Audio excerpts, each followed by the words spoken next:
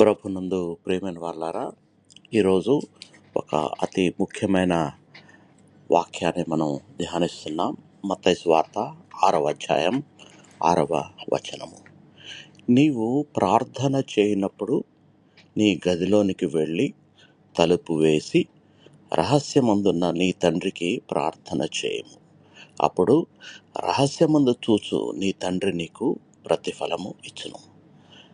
ప్రియులారా, ఈ వాక్యం మనకేం చెప్తుందంటే, ప్రార్థన అనేది బయట వాళ్ళు చూడడానికి ఇది ఒక బయట చూపు కాదు, కానీ దేవునితో వ్యక్తిగత సంబంధం. మనిషి చూడని చోట నిశ్శబ్దంలో మన హృదయాన్ని దేవుని ముందు తెరవడం నిజమైన ప్రార్థన. దేవుడు మన మాటల కంటే మన హృదయాన్ని చూస్తాడు.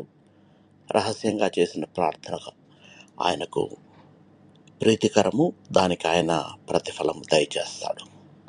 ప్రార్థన చేసుకుందాం. ప్రభువా, నిన్ను నిజమైన హృదయంతో నిశ్శబ్దంలో వెతకడానికి నాకు సహాయం చేయండి. ప్రజల ముందు కాకుండా నీ సమక్షంలో నిజాయితీగా నిలబడడానికి సహాయం చేయండి. నా ప్రార్థన జీవితంలో మీతో సన్నిహిత సంబంధం మారినట్లు దయచేయండి. యేసు కృపగల నామంలో ప్రార్థించి వేడుకుంటున్నాము తండ్రి. ఆమేన్. దేవుడు మిమ్మల్ని బహుగా దీవించి భద్రపరచునుగాక.